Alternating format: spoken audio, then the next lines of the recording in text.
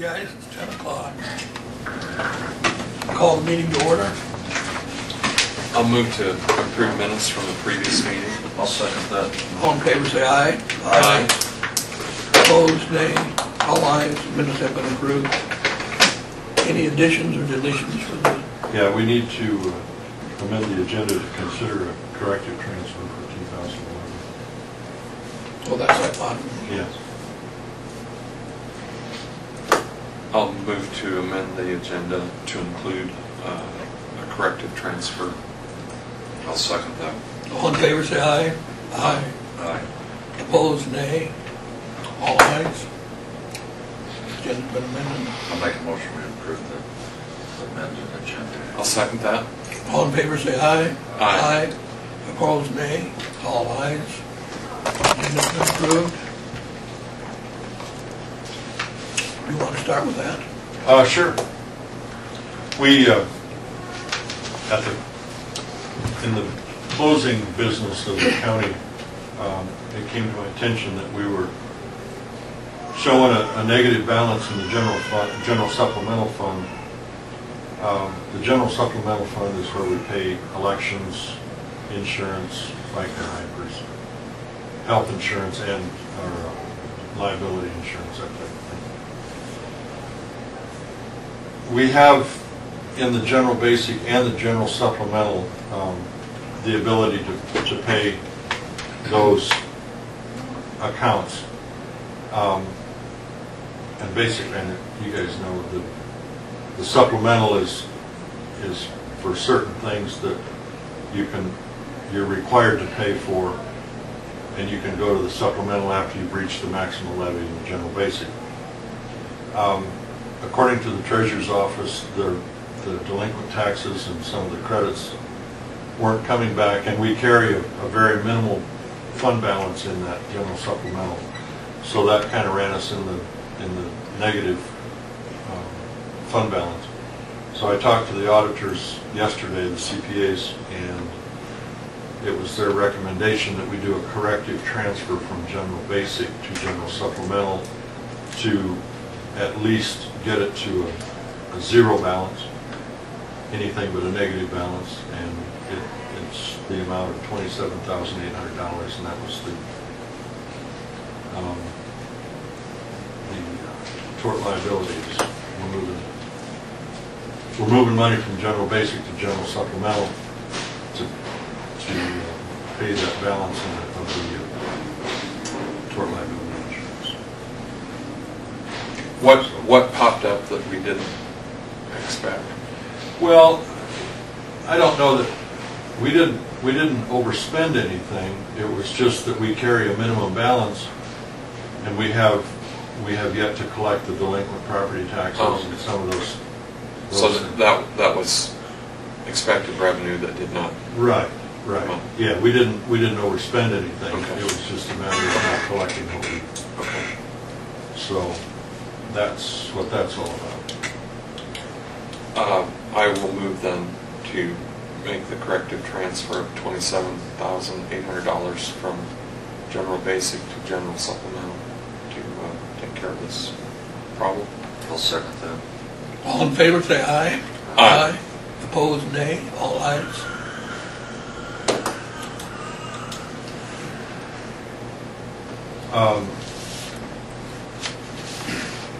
We have this letter from Western Iowa Tourism that requesting an appointment to that board. And it's an annual appointment. Currently, Shirley Phillips is the appointee from Sac County. I'll make a motion to appoint Shirley Phillips to the Western Iowa Tourism. Second. All in favor, say aye. Aye. Opposed, nay. All ayes. Shirley has been reappointed.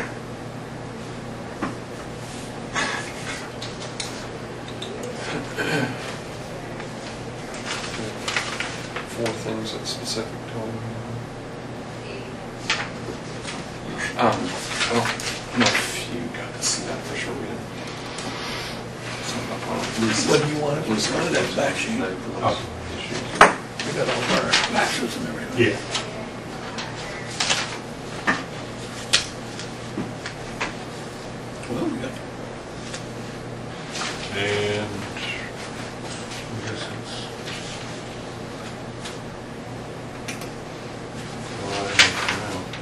I think what I'll do is, we have a public hearing at 10:15, or 10:30 for this redistricting thing. I'm just gonna hand out this information that I've collected, and you guys can kind of review that while you're waiting for Lisa.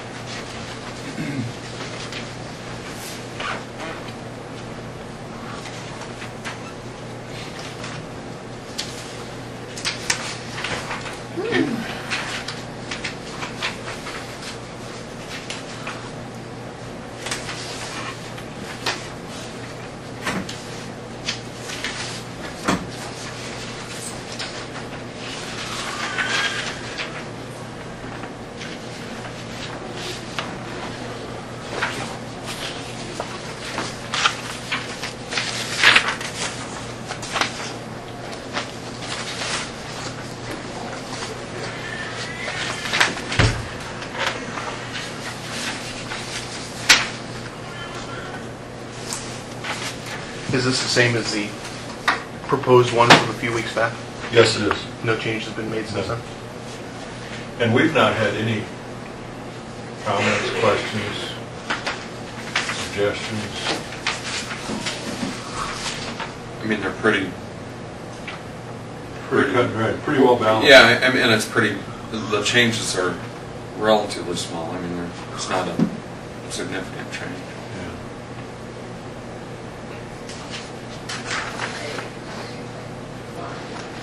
What's the drop, the population of the unincorporated? It should be broken down on that. It's in the threes somewhere, I think.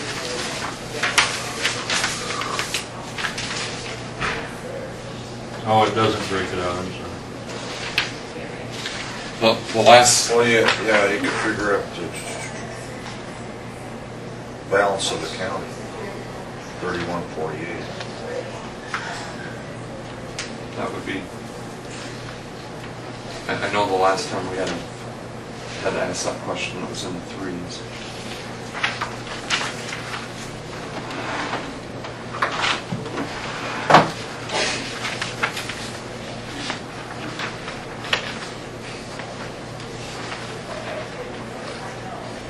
It's on that front page, Jim, it's balance of the county, that would be, that figure's there, it's 3148. Yeah, but it doesn't tell I don't see it. what it was before. Auburn City, balance of the county is the second one down. Oh, okay, no wonder.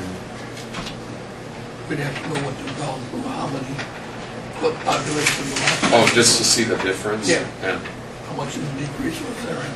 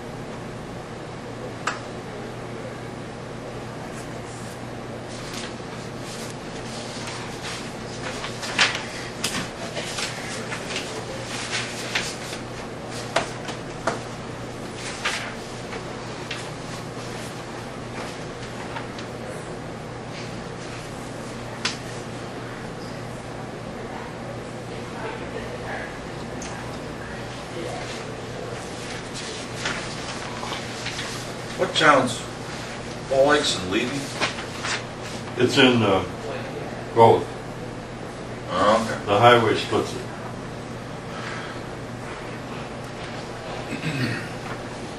Part of it's in Viola and part of it's in Levy.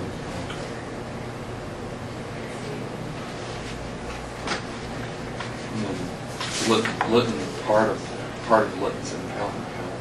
It's actually still up by in 28.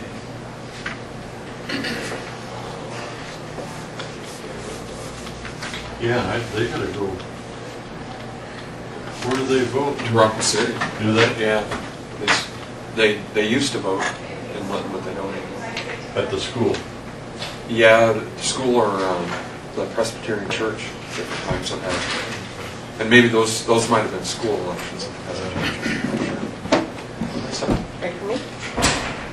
Pardon? Yeah, come on. Does Wall Lake actually go all the way up to beyond 71 and 175? I never thought the line was that far up. So far, Douglas is the least inhabited township. Really? No, I don't. That's think wrong, they've isn't it? got- Yeah. No, that's Lakeview, Jack. Okay. Wall Lake is Yeah, further. okay.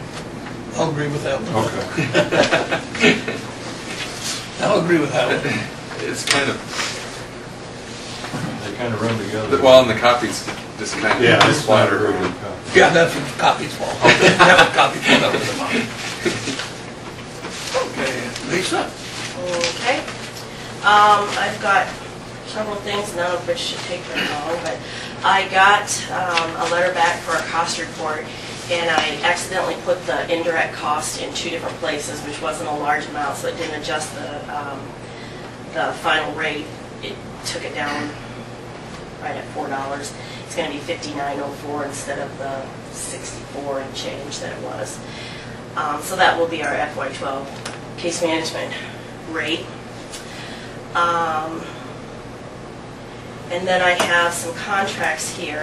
I have one for counseling services, which had no changes, no rate changes. I have one for Mary Greeley in Ames. The only change to that was they did drop one service, and that is their intensive outpatient adult and adolescent, which was a rate of $181 for daily service. They dropped that service, but all the rates are the same. But we didn't use that as an outpatient anyway, did we? No, so that won't affect us. And then the other one is Spencer Hospital. There were no service changes and no rate changes. So I have those contracts. And then the other thing is I just wanted to give you an update with regard to what we're working on with mental health advocate services, and that's that we have the meeting on Friday. And then I did put in 5 change of venue requests for long distance cases. 1 was to Dallas County, 3 were to Dickinson, and 1 was to Plymouth County. I just found out right before I came up here today that the 4, and the 1 that was to Dallas County was actually through Carroll. That's where the commitment was, but it was a Sac County person. That one I don't know yet if we're going to be able to do anything with that. The 3 in Dickinson and the 1 in Plymouth have all been sent on to those counties. So now we just have to wait and see if they'll accept them, because they do have a right to say, no, we can't take them. So that much I know, and that should save a lot of money if we can get that change of venue and they can get advocate services locally. But with the case management part, are they county case management services or DHS?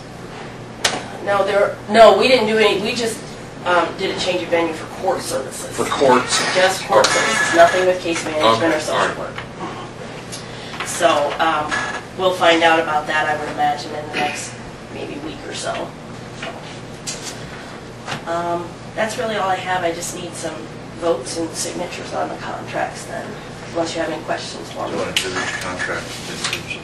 Probably. Let's start out with the contract rate for the Mary Greeley Hospital. Names? Names. I'll second that motion. Is there a rate or a dollar amount? I have an extra copy for you guys. It's various rates for their services. There's, Oh, okay. so, They didn't change from a year ago. no, but- they just dropped one service is all. And I do have just a copy for you guys, so. All in favor, say aye. Aye. Opposed, nay. All ayes, motion carried. I will move to accept and sign the contract with counseling services. Second that. All in favor, say aye. Aye. Opposed, nay. All ayes, motion carried. This one from Allison. No, Spencer No, we're not doing anything with Mallard yet, so. Hospital. Spencer. Okay, I'll make a motion, we approve the counseling rate at Spencer Hospital. I'll second that. All in favor, say aye. Aye. Opposed, nay.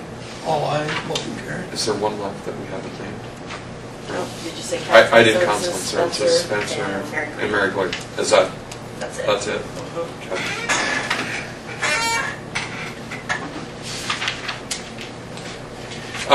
At our last meeting out at your office, Jim had indicated that he was going to come in and kind of give us an update for their operation. He'd like to come in. Excellent. He Just said give he'd people, let me know when he was gonna do that, so. Here's a copy of the Spencer Hospital one. What'd you say, I'm sorry? I assume right there by the Yeah. X.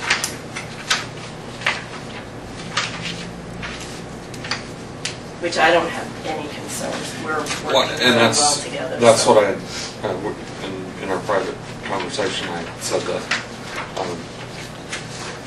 things are going very well, and anytime that we don't have any contact as far as any snags or any problems, that's good. They seem to be doing well.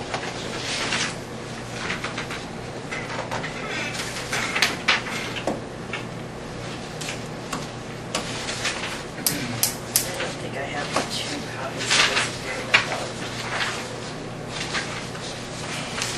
So, out of the 3 that we just approved, who do we most often use? And I know we need multiple contracts. Out of the 3, I would have to say Spencer. We don't use Mary Greeley a lot, but it's always a good thing to have that extra possibility. We've had pretty good luck when we've needed Cherokee, but I mean, there's only certain times we can use Cherokee because of insurance and things like that. We have pretty good luck with Spencer. They have a little different triage method now. I haven't had to use the new method. So what's the Been new fairly method? quiet. They have a different way of doing the triage with who you talk to, and then they talk to the doctor, and then they call you back. And I've gotten some feedback that it works pretty slick. I haven't had to use it yet. Like I said, knock on wood, that means I haven't had to place anyone. But Mary Greeley, like I said, I guess I try to stay a little closer to home. Right. St. Anthony's, it kind of depends on the individual and what they're equipped to deal with. But we do use St. Anthony quite a bit, but I don't have anything for them here today. So I forgot to make a copy of counseling services. You want me to just throw one in the box Yes. downstairs? Okay. There at one point, 6 to 9 months ago, Mary Greeley and Ames was just getting overrun. Oh, really? Yeah, they were just overwhelmed. That's why I was wondering who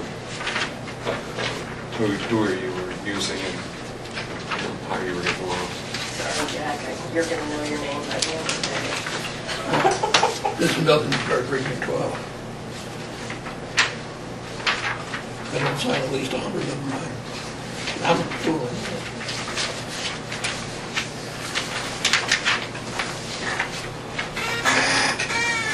I had, this past week, had my resolutions group for supervisors for the direction of our lobbyist, and Linda Hinton was there and talked a little bit about mental health stuff, and she seemed quite frustrated.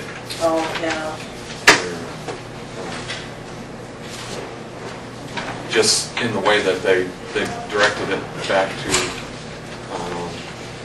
4 to 6 different groups again, of which a lot of that work has been done and then done again, and don't really understand why they're doing it over, but it's, I went to a training yesterday with Lisa Langlitz from Cherokee, and she has been chosen for one of the work groups, and I think it was a brain injury one, and her name has been, I don't want to say she's been chosen, she's been selected from the CPC perspective, and her name was submitted to help with that. But to date, I don't know that she, as of yesterday, she didn't know for sure whether she would be asked to participate or not. So, because the CPCs across the state just kind of took the elective to go ahead and say, hey, we want to help with this, here are the names. So we don't know other than that. But, and I did get an email from Julie Jetter saying that the governor's supposed to sign the budget and the mental health redesign today at 4:30. Tuesday. So that is all I have for right now. Okay, and I'll run downstairs and make a copy and throw it there. Thank you. Thank you. Probably got time for Jim. Yeah. Jim, you want to?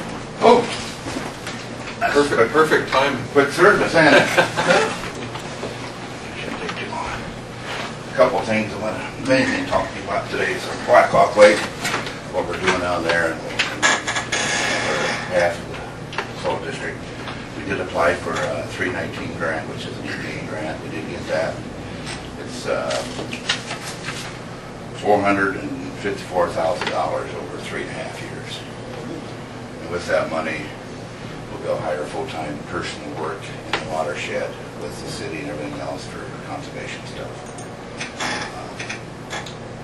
And the match will come from the landowners for cost share for terraces, stuff like that. So we have money for terraces. We did put in there $6,000. We're going to contract with, I think it's Emily Bush is their PR person. We got $6,000 for her to give her to promote stuff in the watershed. And then also we got our $4,000 to have to play with for computer work and all that kind of stuff. So we'll do some water monitoring in there as well. A lot of mostly the traditional stuff. We're going to do some terraces. We've got some incentives. We're going to combine the EQIP, some other government programs, CRP, and give them some more incentives to actually try to convince farmers to do more. Like 590's nutrient management. Right now they can get up to $17 from the government to doing following less nitrogen and all that. We're going to add a $2 incentive for that for this. We've kind of had and maybe Dean's visited with you about this. We're running through a drainage situation with buffer strips and our ability to work on them. Did he explain that to you? Well, I have Cassuth County passed an ordinance that they aren't going to allow any more buffer strips along. I hate to see that. Generally, especially in our office here with, I can't speak for John, but you guys got to go and work on that. All you got to do is talk to John. And always in the past, if you work local, let you go in and do stuff. When John talked to me, and he's frustrated because, now this change, they don't have any leeway. Don't they anymore? That's kind of, for years, the local committees has, they've not amended, they've given a waiver or something. Yeah, waiver. You go in there and do it, but now they took that away from my understanding. Yeah, and I mean, we're from our perspective, we're both active farmers, and we both use that program. Think it's a great program, and now sitting in these chairs, we're just really. Can you go back into after nesting season and you can. The trouble with that is as far as aligning contractors, and you've now narrowed the window a whole bunch, and what's with the steps that they've taken, instead of a reasonable compromise would have been to say that you're not going to get the payment for the year that you disturb it. Yeah. But they're saying you pay the whole contract back. Yeah. Well, through our conservation districts of Iowa, there's a process we go through, and we are a resolution process, like your ISAC. There's a resolution process, and we are going to lobby to get to FSA to change that nationally. Why, it I needs don't know if to. we'll get it done. We're trying. from the ag standpoint, you're doing Yeah. our life of our You're life. talking to the choir here. Oh yeah, I mean the life of our ditch is extended just Yeah. because of the erosion, the water filtration that you're doing. Yep. And then just for the tourism for the pheasant hunters. I mean, if you got more buffers around here, you got more people hunting in this county, I mean, more dollars. I mean, it's stupid. And it's probably a few isolated areas where there's probably been abuse and some problems, but I don't know. We're just really disappointed. Yeah. And, we had the drainage attorney at it's 181, which includes Okie, Buena Vista, Yeah. Sac, and Calhoun, and had the drainage attorney there, and he was telling me not to murder the messenger. Yeah. And I said, "Oh, someone needs to give this attention and figure it out Yeah. because it's a bad move." There aren't any drainage districts in the watershed. Down there, no. That's good. But anyway, yeah, and we're going to try, from our association, we're trying to get that changed. I just thought it was an In opportunity. fact, we'll be in Washington DC again next fall. Put that on the front burner, Yes, if we you will, will. because it's Well, it huge. affects our programs too, because it's Dean, one doesn't of that watershed take in Carmen around in there? That was Carmen Creek, but it's not. Carmen, but that, But there's a drainage system. yeah, but that misses the lake. Okay. I thought so too, but I didn't see that. it scoots out, it hits the creek coming out of the lake about a mile east of the lake. Okay. That one, like Louis Bethune's on and Yeah. nice where we moved. It's just kind of on the divide. So we own that grant, and then we're gonna, and we also got another $80,000 in extra cost share for the traditional terraces and stuff like that. And Dennis Shelby, our new DC, he's from down that area, which helps, that goes. And we've got a couple farmers already lined up to do bunches of terraces. He's really good. Oh, I think Yeah. what I've seen, Well, I've been we have a impressed. lot of good people, but Yeah. he, And in he's local. conjunction with this, people in the watershed in the town of Lakeview have been going to meetings to form a 501c3. Yeah, we're doing that to today. do. It's called the Black Hawk Lake Protective. Yeah. And we had another meeting this morning, and a lot of different reasons. But you needed any lakes that have gone through these cleanup process, Storm Lake, Clear Lake, for example. You need an organization like this to raise funds for Maps and match, stuff like that. grant match, and then maybe secondly, for lobbying and education and just build public awareness. So that's going on. So what's your hope and what's your schedule as far as? It's 4 years. We got money for 4 years and put a concentrated effort. Our plan is for 15 years to get it. See, right now with the legislator, DNR will not dredge until, I guess, NRCS or till we say it's treated. So there's no more damage to it. Then they'll allow it to be dredged. I see. And mainly under its phosphorus. And of course, phosphorus comes to sediment, so you got to do the sediment. We're also going to try to get a carp barrier put in down there. We can't take, the phosphate out of the lake, lake bed, but rough fish Stir it up. resuspended, that contributes to the algae bloom. That's why in the So, summertime when it It's gets. really, there's a lot of good thinking going into this. Yeah. Nothing really, probably totally new. We've always known carp Yeah. and keeping nutrients out of the lake, but just like in the dead zone Gulf of Mexico that we hear through the Drainage District Association, now nitrogens, we want to keep nitrates out of the lake also, but phosphates, the big contributor. Phosphorus, always thought that never moved, but it does move some with soluble phosphate through the water. It generally moves with sediment. And then it lays in the bed, the bottom of the lake, it's okay, but once fish gets in there and molds, that's why some small shallow lakes has no wake, that just stirs it up. And that's why the heat in the summerbacteria starts blooming, and that's what causes all the problems. As That's why it was real good until lately on there. It turned green because the heat, it just triggers everything. Also, we'll try to do some work in Provo Slough down there and get that dredged in there too as well. So work with DNR. We've done 2 grants. We've done, you know, how the government works. Of course, we are government, but we did a assessment grant and a planning grant. We got those things done. And then that leads to this. And that's high in DNR's radar list. But of course, with state funds being cut, we're getting underneath that, but that's still a priority for them. So that will help. And just the cart gate cost about $250,000 to do. Is it really? But I'm going to this winter, Ben Wallace and I are going to work on some grants. There might be some private foundations that might work in. I know Clear Lake, I worked with that project up there. And we're trying to get that too in this to give incentive to, they hire people come in the wintertime and sing and take the carp out because there is a demand for carp food in bigger cities. And if you pay the vendor like an extra 20 cents a pound, they'll come in and fish longer. Kind of like a corn subsidy. There's a carp, could be a carp subsidy, so we're going to try to get that done too. So we're going to do a lot of things. Now, there's one thing that I don't like to ask for money, but we are working with this, which this won't affect you guys. City of Breda, they discharged their Forsyth Lagoon. They don't have a capacity, so they have to discharge. We are working on what's called WIRB grant, Watershed Improvement Board, and we're going to have that so we can irrigate it like Proline does over there. We're working with them to irrigate on the land. We've got the farmers lined up to take it, and we're going to ask for some money through this grant to do that. Which brings us to you guys.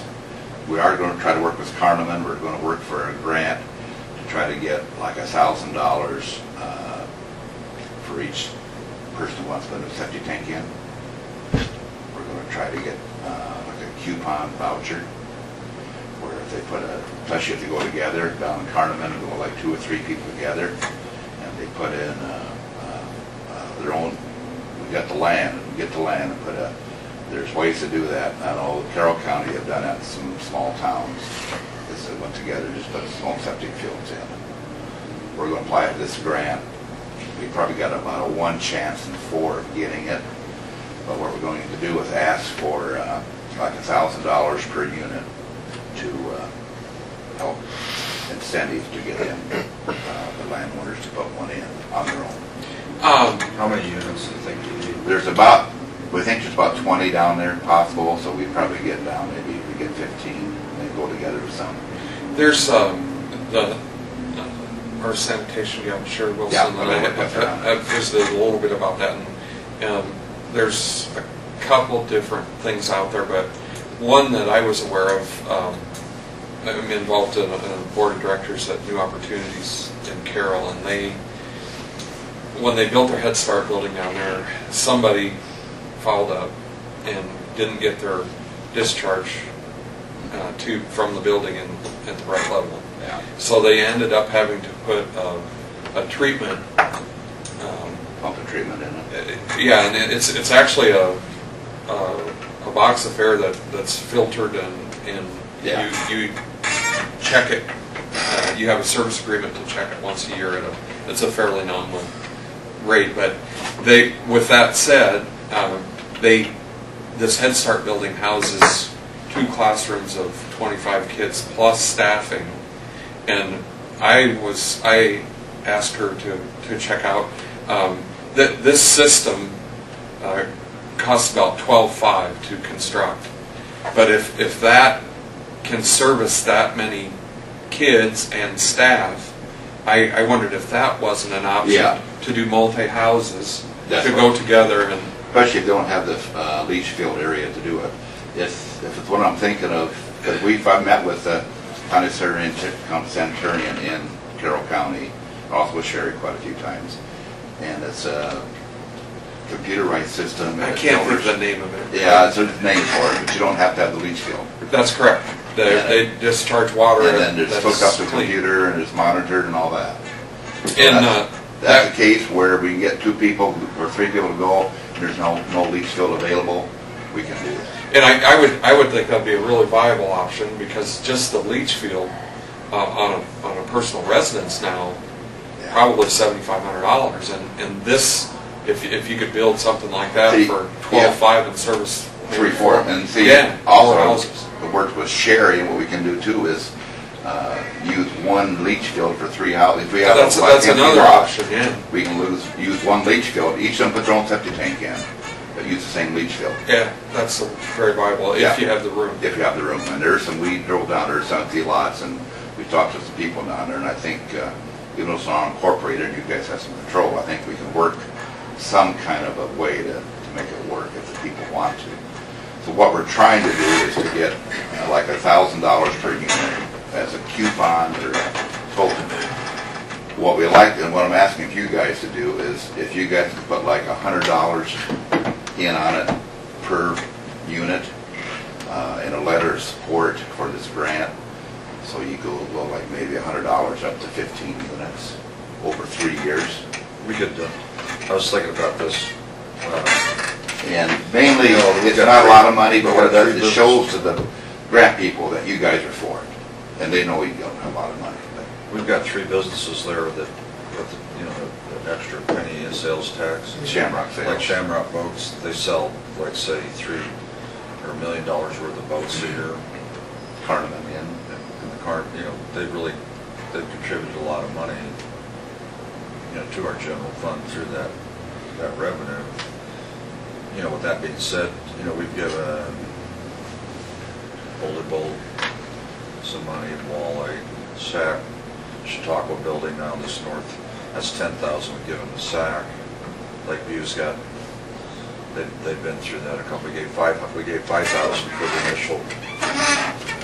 Lakeview and Wall Lake both. Yeah, so I was thinking, you know, if we consider using the special projects fund to throw in, you know, $2,000 or $3,000 to help lever some. Yeah, you could put like 200 a unit, or whatever you want, any dollar amount you want, but what it does, and then put that in the letter, show support. Our grant is due a week from this Friday, so I'll be working on that the rest of this week and next week. So you need quick action on We need that. quick action, yes. Just a letter, right now, just a letter of support, and if we don't get the grant, there's no commitment on your part for it. I can support that, and Okay.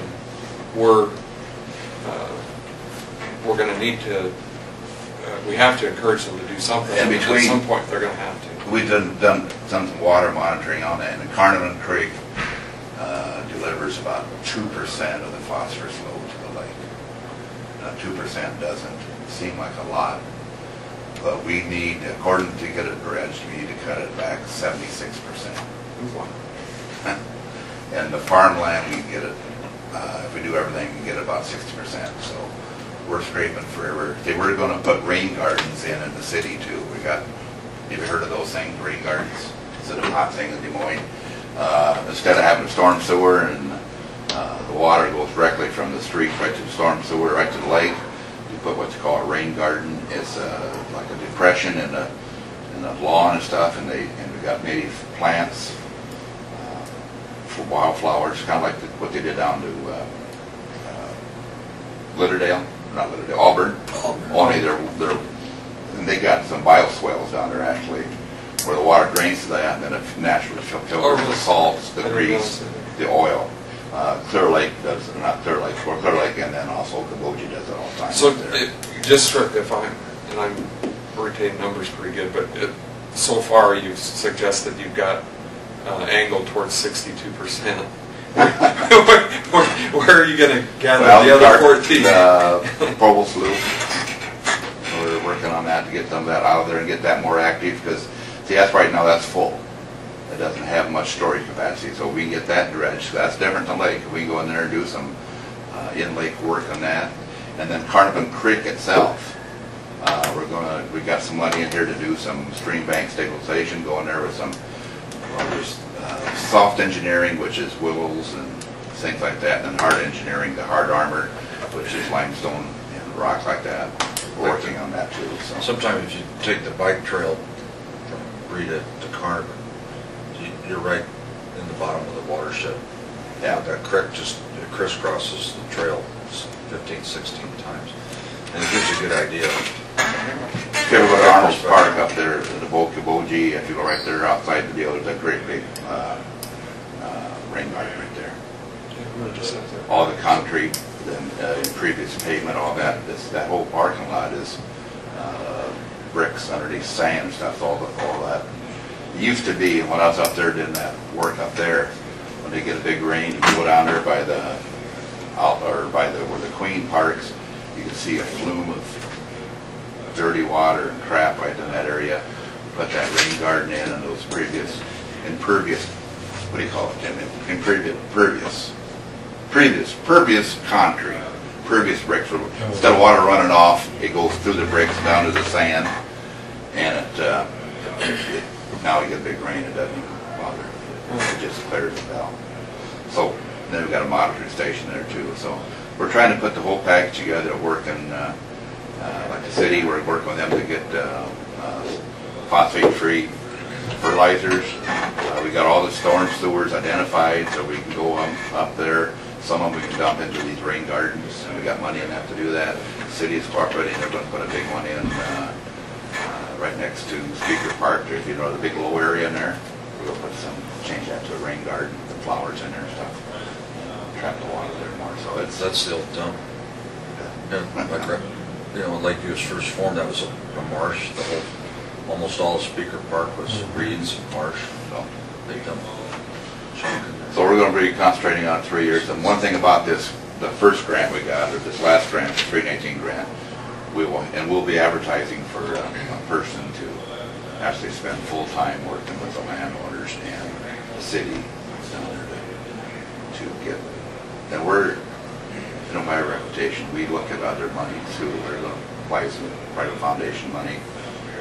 Taking on the challenge to find this money to get this cart gate in, $250,000 to get this cart gate in there, and I think there might be some place to find that money.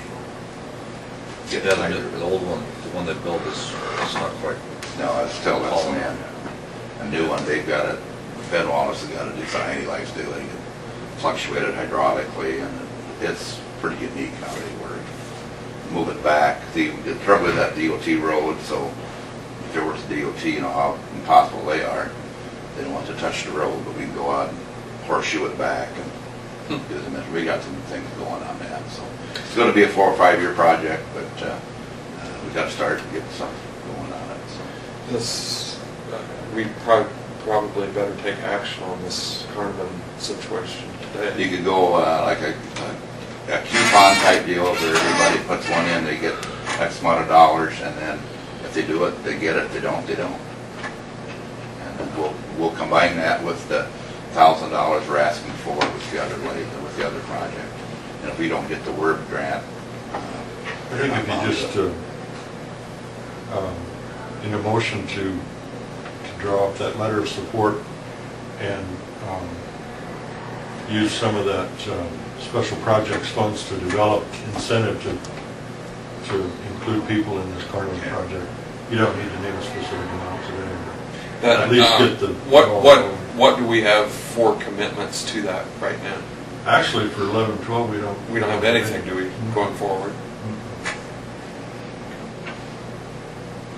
so yeah, if we could do that, then I can work with Jim and get the letter for by next Wednesday or so. Make it work somehow. I'll go ahead and make the motion to support the project with an incentive supported by the special projects fund. This was the word grant, W-I-R-B, all capital letters. And Con can tell you all that. I'll second that motion. All in favor, say aye. Aye. Opposed, nay. All ayes. Motion carried. Okay, and if we have any tours on there, we'll let you guys know, and then we'll keep you. And I did talk to Sherry, and we're going to use her time as a match in the grant as well. Oh, sorry. Yeah. She's, I know she's investigating what viable options are there. And I'm working with her, hopefully a couple other things too. I don't think there's a lot of money around there, but if you keep trying hard enough, sometimes you're going to fall on a grant someplace. And we need to get some incentive for them to want to go ahead and do it instead of waiting for the law to make it happen. So with that, I thank you for your time. Thanks, Ross. Thank you, Jim. Keep you informed. down to the fair. Well, I hope the public hearing on the redistricting. No, it ain't. Being old and fat don't help either. See you later, guys. Yep, see you, Jim. I handed these out earlier, Dale, but this is in regards to our redistricting that we're required to do after each census count. A month ago, we appointed a census committee, and that included Chuck Schulte from the Democratic Central Committee and Ray. What's her name? Ray. Oh, Ann Trimble. Ann Trimble, thank you. From the Republican Central Committee and the staff in the auditor's office. And the total population, according to the new census for Sac County, is 10,350. The way that we've divided this map, we've kind of went back and started over, and with a division of Coon Valley Township, that puts all three supervisor districts within the allowable percentage of variance. District 1, which is Jack, this proposal includes Eureka, Eden, Cook, Weir Valley, Richland, and Wheeler Township for a total of 3,447 people. District 2 is Rick, which includes Delaware, Douglas, Jackson, Cedar, and the north part of Coon Valley, which is the majority of Coon Valley, for a total population of 3,450. And Dean is District 3, which includes Clinton, Wall Lake, the small part of Coon Valley, Levy, Viola, and Sac Townships, for a total of 3,453.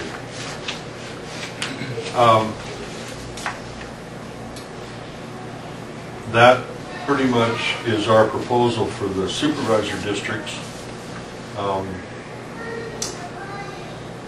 We can talk about combining some precincts within those districts.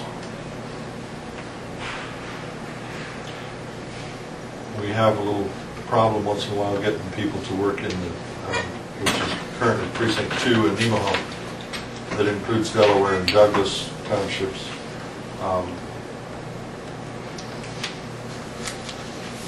We've talked a little bit about eliminating that precinct and including it in Precinct 4, which is Sac City.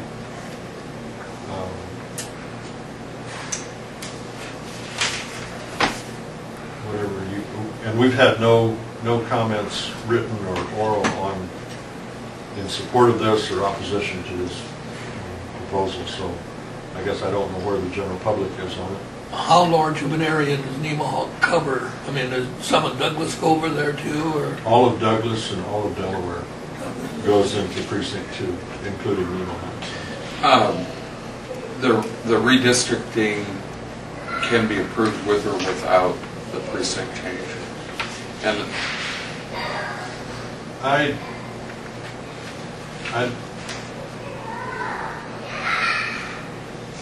I'm going to say no, but I don't know that for a fact.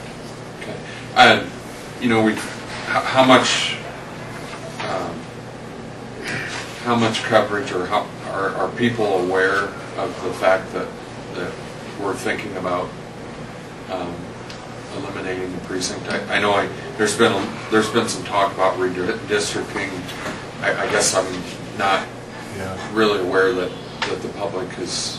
In my notice of this public hearing, I did mention the fact that there would be some discussion on combining precincts 2 and 4, which would be So you Nemaha and Sac City, that and that was in the public notice. Okay. If you want to talk about combining, eliminating Precinct 5 and moving that to incorporating that into Precinct 4 as well, that's Lytton. You can look at the populations on there. Delaware and Douglas have a total population of 500 people. 400 people.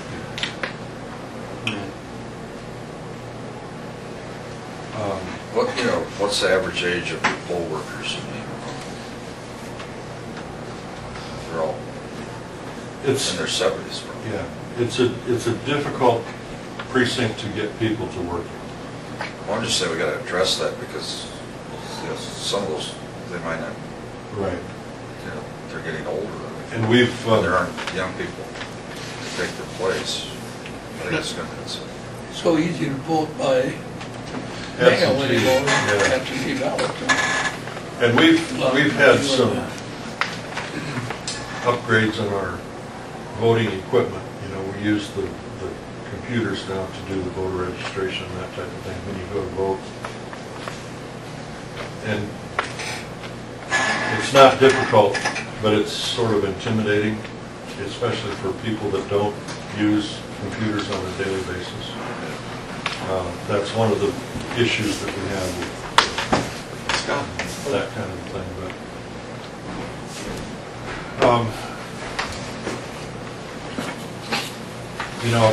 and just kind of a point of conversation, when you look at this map and you look at the population, the Code of Iowa requires that no precinct can be over 3,500 people.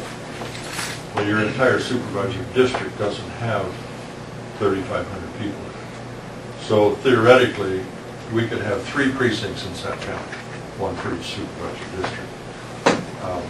I don't know that we want to get quite that drastic at this point, particularly in precinct or District 1 that's spread out, from Full length. Yeah.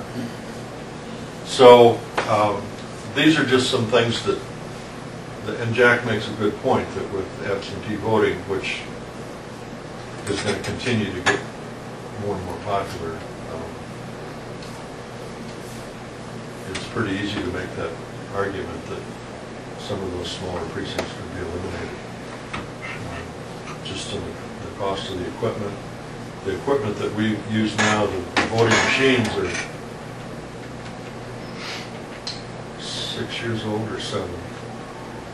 And the longevity of the computer is, they're just about maxed out from that standpoint. So. And then this first time we had significant financial help to do it, you probably won't get it the next time. No, that was a one-time shot with that Help Americans Vote Act. So, yeah, we're on our own after that, and we'll... I mean, that's what my point is. The significant consideration of reduction would be the next time we have to have equipment. Exactly. I mean, if but I don't know that our equipment is going to last until the next census. And I go back to my answer on that, your question about when you can combine precincts, and we need to find a definite answer to that. You don't have that right now? I don't know that. I don't think that you can eliminate precincts in the middle of a census. I think that's the purpose of the redistrict, the reprecinct. But I'll have an answer for you by the end of the week.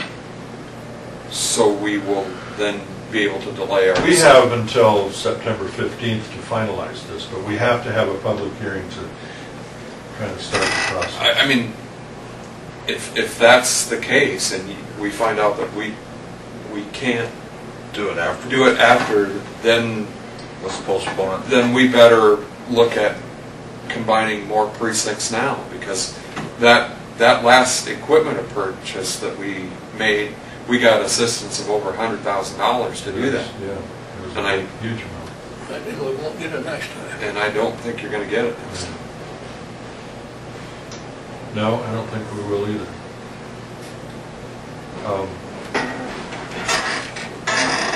So, I don't know if anybody has any questions or comments, or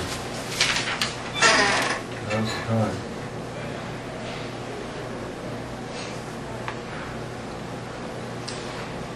Do you think that this should really be put in the paper that we're thinking about consolidating that rather than have anything to do with the redistricting? I mean, a lot of people probably didn't hardly even read that. Yeah. Yeah, we can sure try it again. There's no, And maybe we ought to include that just as part of our normal minutes. I mean, we'll have that as being discussed, but I guess I would really like to have people consider this with the thought that the longevity of our equipment is out there, and if we find out that we cannot contract before the next census, I think we better really give serious consideration to doing the contracting now, and that's probably has to be more than one precinct. yeah, and when you look at precinct 6 in Auburn, that's only part of Coon Valley, 57 people in Coon Valley and 566 in Sac Township. You know, that's another 600 people. pretty small precinct.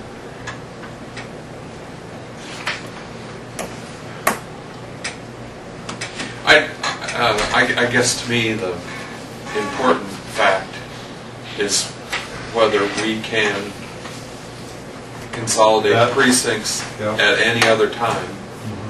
Because right now we have the equipment and we're probably getting along, but if we find out that we can't do it before the next census, then we better look at it pretty hard right now.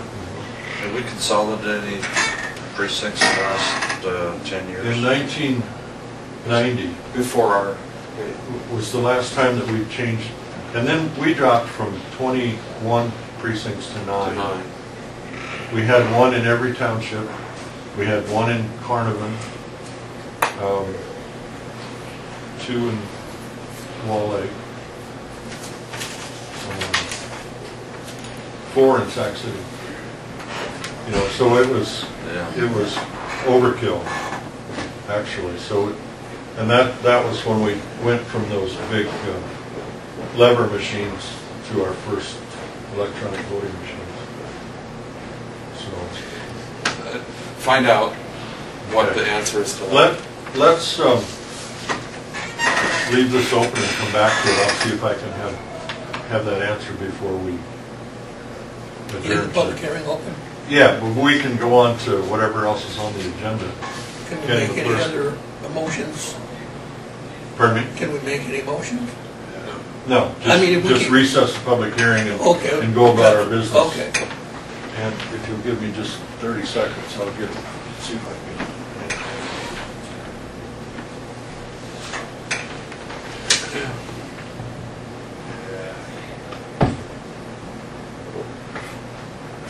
You think it's realistic to try and get down to 2 precincts per supervisor district? That could get you down to 6? Yeah. It's like you'd have Shaler and Oldie Bowl early when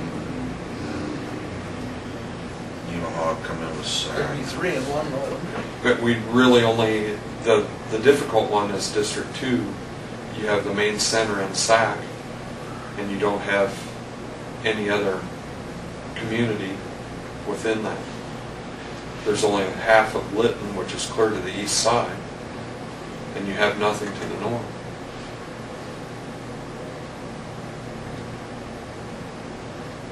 There'd be only one in District 2 then, While, under the way we're talking about it right now. which would make 5, which, you know, if we did the reduction, I'd like to have 2, 2, and 2, but there's not a real good What would we do about early? option. Well, my thoughts are that if you have consistent numbers of. But right now we have 3, and I say, I wonder exactly how we do with early.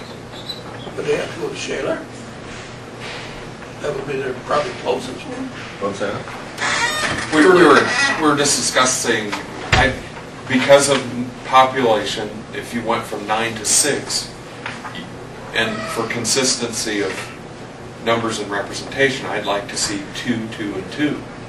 Because you have 3,500 roughly per Yeah. district. But in District 2, unless you put it somewhere in the country in a site, you could do one in Sac City here, but you really should have one in the north. And it would seem logical you would have equal representation, equal numbers if you could do 2, 2, and 2. There's only 320 in Delaware and Douglas combined, including the town of Neenah. So that's even smaller than Sac Township of Auburn. Yeah. That's true. I mean, you look at just statistically, you send Douglas, Delaware down to Sac, and Sac Township to Lakeview or Bull Lake. You look at the numbers. If you do numbers, that then doesn't keep equal size. And maybe shouldn't be a big deal. Well, yeah, and if you look at these current populations right now in our precincts, they're really out of balance when you consider the size of precinct 4, for example, Sac City and Jackson Township, and then compare that to. That's 2/3 of the population of that district right there. And you can find the same thing in Wall Lake Township and Lakeview, and also in Richland and Odebo. You know, there's a concentrated population in all 3 of the supervisor districts, and then you've got the outlying areas that. If you look at this map, look at how close the edge of Coon Valley is, say to Lakeview. Exactly. And then you'll ask them to come clear up to Sac. Yep. And see, the thing that really ties our hands, look at Early, for example.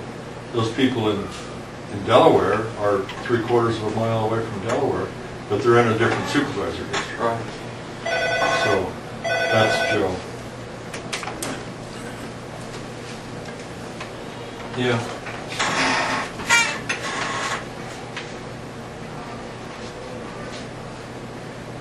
After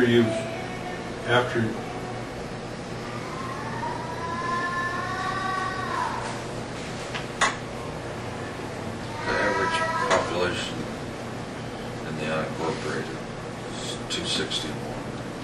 Per township. Yeah, divide that by 12 sections. So 262. So what code section? 18. Okay, so we can, after we get this done, we can reduce it. It says 7 people per section. It's average.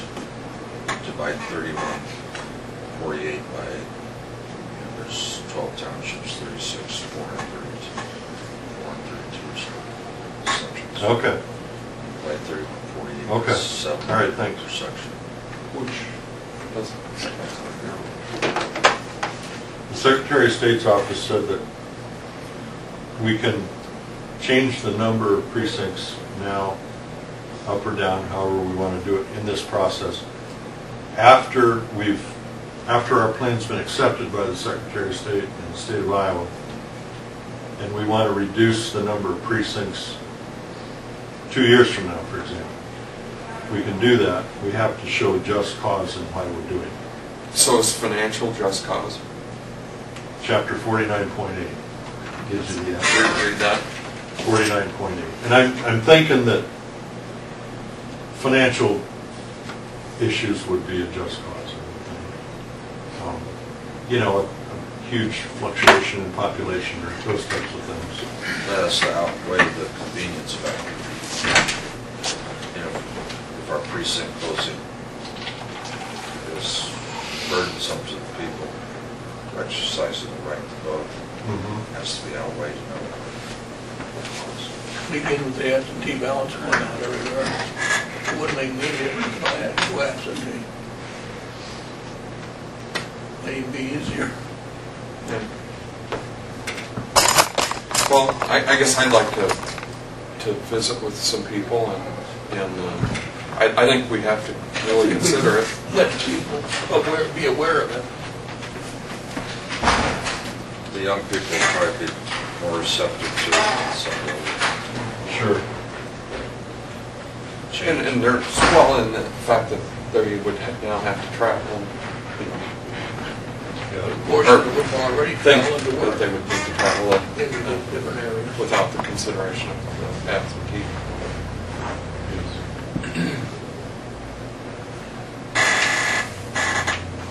Do we want to recess, we want to close? We should be able to close. You should close it if you're gonna, I mean, if we just want to work on the supervisor district boundaries today, if there's no objections to those or changes or whatever, we can close it. I'll move to close the public hearing. I'll second that. All in favor, say aye. Aye. Opposed, nay. All ayes, motion carried, public hearing is closed. Captain? Do you want to accept this plan then? I'll make a motion to accept the Reader's District plan that's been proposed. I'll second the motion. All in favor, say aye. Aye. Aye. Opposed, nay. All ayes for redistricting. Yeah. Madam Captain, you can come on up. Do I sit, do I stand? We don't make- Whatever you prefer. Okay. The sheriff's unable to be here today due to other work obligations. He requested I stop in board meeting for him. Advise the board that Chief Deputy Flink, after 28 years of service, has tendered his resignation for retirement. The 2nd of August will be his last day, and we will be looking at and pursuing filling that position. What is his plan for doing that?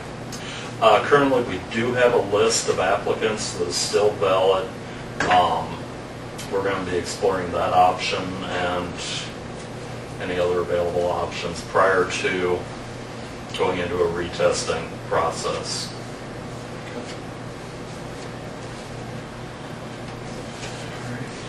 Sounds good. Thanks, Scott. Thank you. Thank you very much.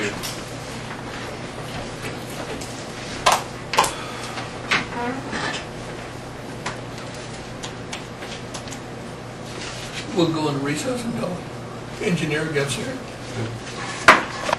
Expect any difference in negotiation? Pardon? I mean, if we add new sites to the proposal, do they, this one company, We'll come out and recess.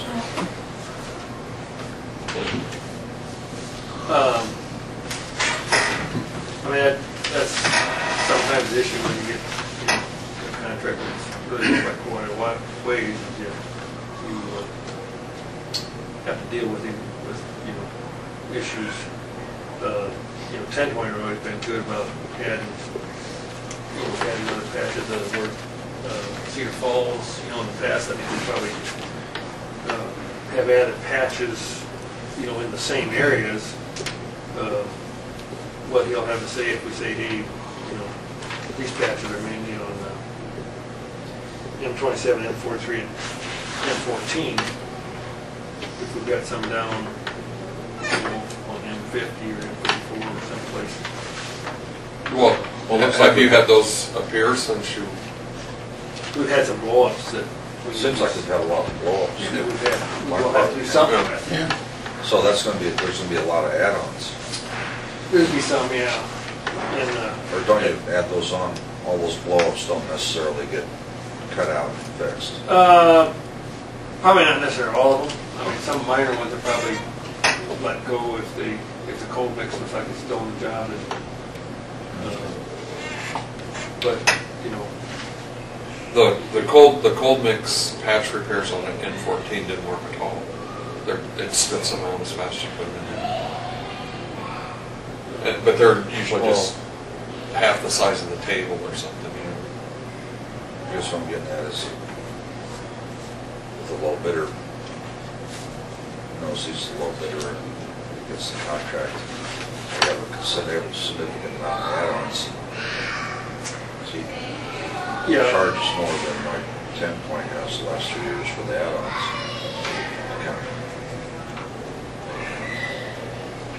insurance? Well, and He's gonna give us the same quantitative. I think, according to DOT specs, we can go up to, I have to read it, I think it's 20% over on the quantity.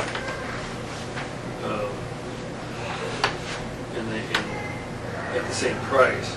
But that's relative to location, I would guess. Well, yeah, we might have to pay some extra mobilization because of course, part of the issue is when you've got a road that they're working on, they do, say 10 patches a day in a mile and a half or 2 mile stretch. And if now you've got one location, one patch go to someplace else, depending on where it's at, what it's going to take, it might take move the equipment. Might take extra flaggers or et cetera. But again, Cedar Falls did work for us three years ago. It's the difference is so large. I mean, we have to take the low bid. I mean, Chris printed out from August 2008 when we took quotes. Cedar Falls at that time was almost 164,000, and Denver was 190, and Tempe was 210,000. So there was, even between the two lows there was 27,000 difference. Here we got 40, knocking on 50. Yeah, 48. But 10 point at that time was 210,000. I did look at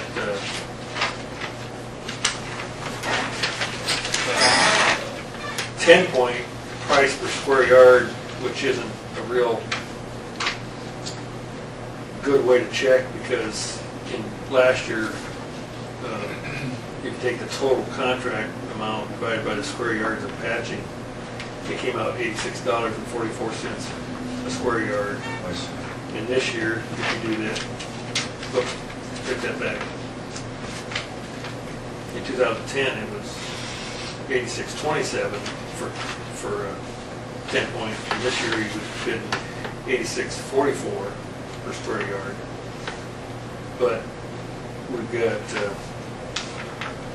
last year we had less square yards and more patches. So there was less square yards in each patch, which affects their bidding too. So, I mean, again, we've worked with Cedar Falls before, whether we'll run into some problems. And we've done that before on some of them, outlaying patches. We've hired Neville did one for us, I think a year ago. We get some of those that either we can't wait till they get in the patch, or we've got to find a local guy to do it. And yeah, it costs us more money, but we can't wait, I guess.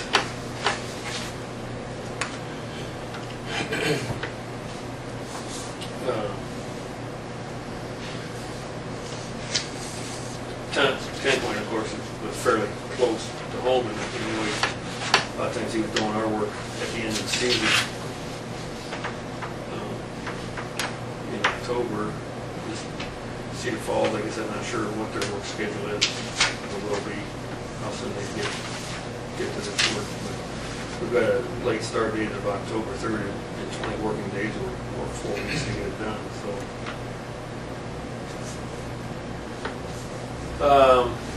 Going back, I guess, to the county crews placing aggregate on shoulder roads, road shoulders along N14, D15, and N68, laying gravel roads, spraying trees within the right-of-way.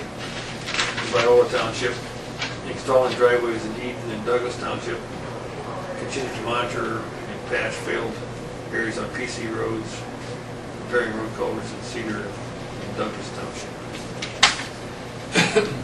Project update, bridge on M35, still waiting for the dirt contractor and the guardrails to be completed.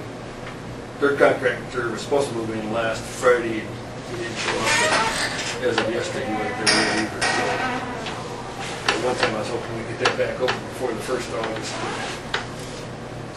I'm sure we're gonna make that. Don't think it'll take a long time once they get in here. Just, we got subcontractors and other subcontractors. Just schedule and get in And there. how many days do they have left? I forgot to ask Brian that. I mean, you can figure out what the worst case scenario might be. Yeah, yeah. Bridge replacement in Wheeler. Bridge has been removed and they're working on setting the pipes. PC patching. The tip is there, of course. And I recommend awarding to Cedar Falls Construction the little bidder. $134,835.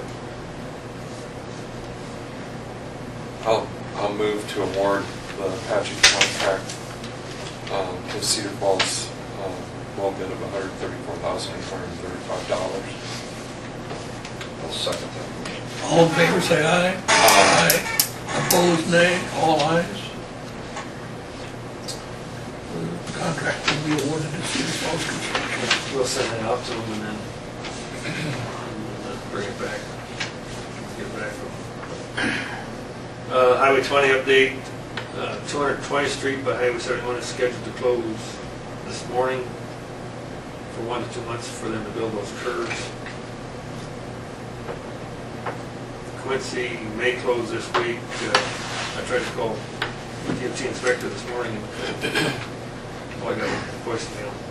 But once they close that will not be reopened, and at some point in time we'll hold a vacation hearing to see if we can't vacate part of that road back away from the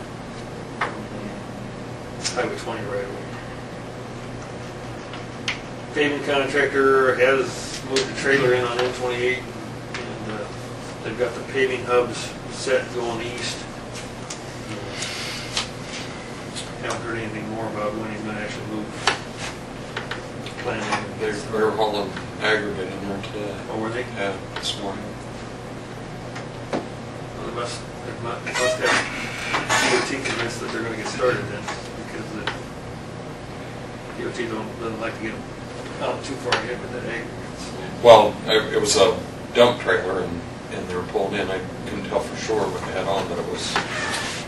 Well, they might be bringing some material in just to build them a working base too. Well, that's possible too. Had to do that first. Yeah. But I followed several semis turning. Get them up It was on a the big hood. dump truck. Probably big limestone. I couldn't tell for sure what was. Yeah, even in base, so they use mix Drop material. that big stuff down. That is a muddy, soft place. Oh yeah. It's- Could be underwater. Get a nice rain. I know.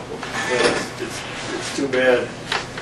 You know, if Moina was done with the grading west of there, you know, I think they could have moved their plant, maybe even on the west side of the borrow pit to get it on some of that higher ground. It's they've done a lot of work there. That's come a long ways. Yeah. It's all state and they've got the fence down east and 28 into Allen County. I think west of the borrow pit, you know, that next mile and a half, they've still got to take dirt out of there to go west with. So, Which they are doing and have been doing. They haven't done much, west of the Raccoon River. Until you get closer to Meemaw. In 50. Yeah. They got culverts laid out. They haven't done Yeah. great. I think These from looking east, and it's all fenced and it looks ready to go. And then from N28 past the borrow pit looks completed.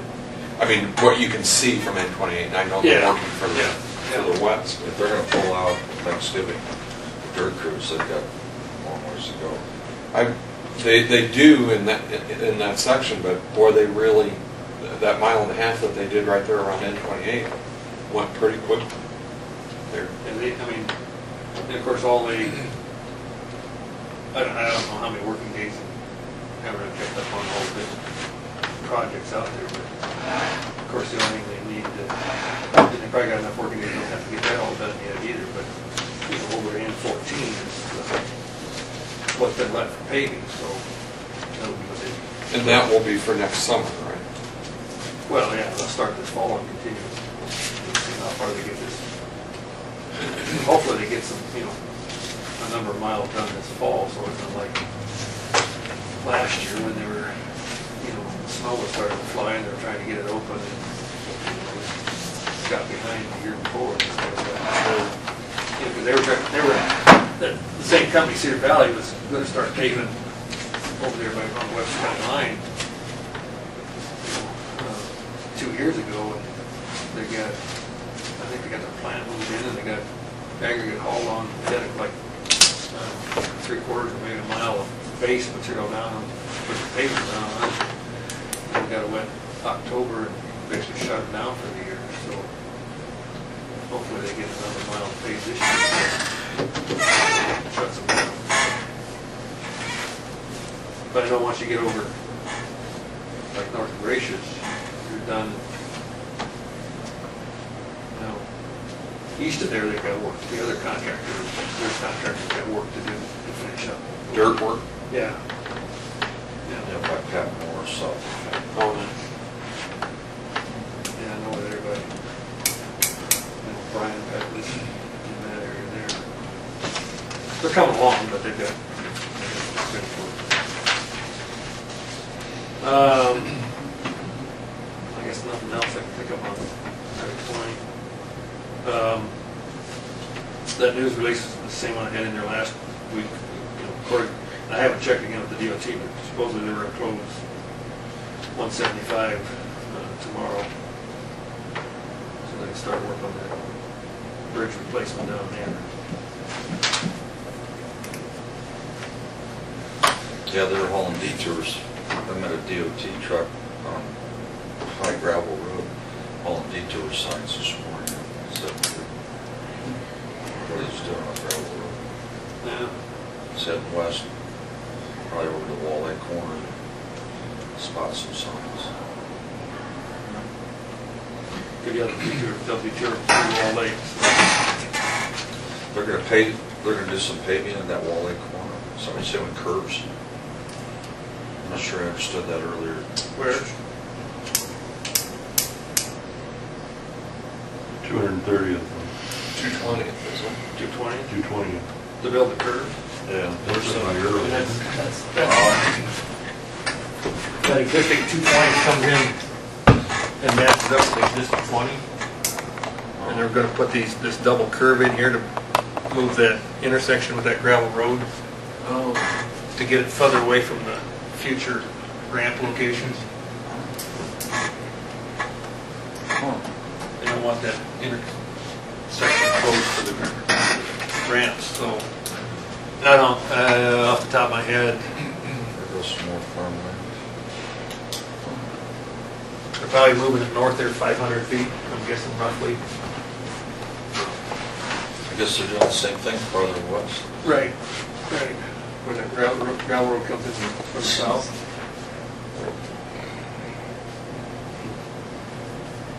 And I guess I'm not sure when they get that work done, whether they will sell back part of that. Is that in both those places where will they dig dirt out of them to use for the construction and then it'll be No, I Nice and level. don't. well, I They don't do know. away with the old gravel road bed.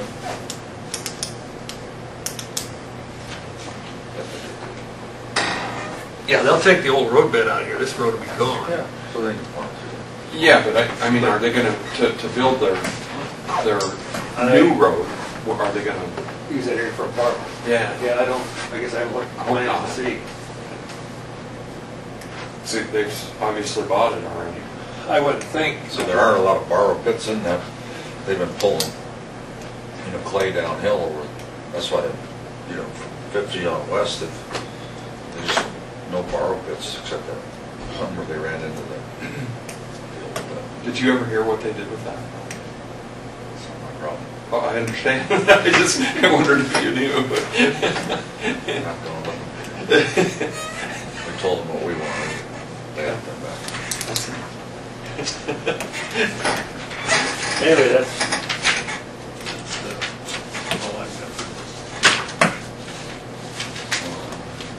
you're working on placing that aggregate along the shoulders of the road. Are you using more this year?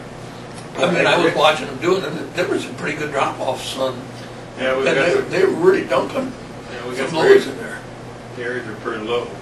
Yeah, they were, it was for a considerable distance, too. It wasn't just a spot here and there. It was Yeah. all the way along.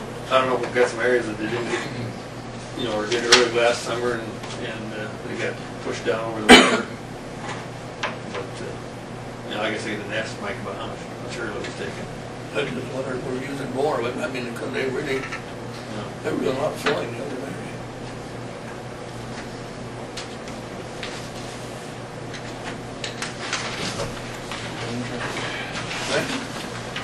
Anything else, Jim? Nope. Move to adjourn. I'll second that. All in favor, say Thanks, aye. Ron. Aye. Yes, we really don't need that motion. But we- Executive privilege. Yeah. What is the official thing out of it? Did somebody just have to move and then that? I'm not real sure that Or a different thing? the chairman can't close it, but does anybody know for sure? I don't think you can vote down a motion to adjourn. Is that I think it's, once the motion's made, it's, done? yeah. I see. Guess I've never asked that question before. I was looking at the number of inhabitants in the townships. Douglas is pretty low. Yes, it is. My book But is. if you go up in Douglas, there's a lot of I had that animals. Robert True books. Yep. Where's they are? They're pretty thick. Yeah. No, no. That's Robert right. No, there's, I was looking. Robert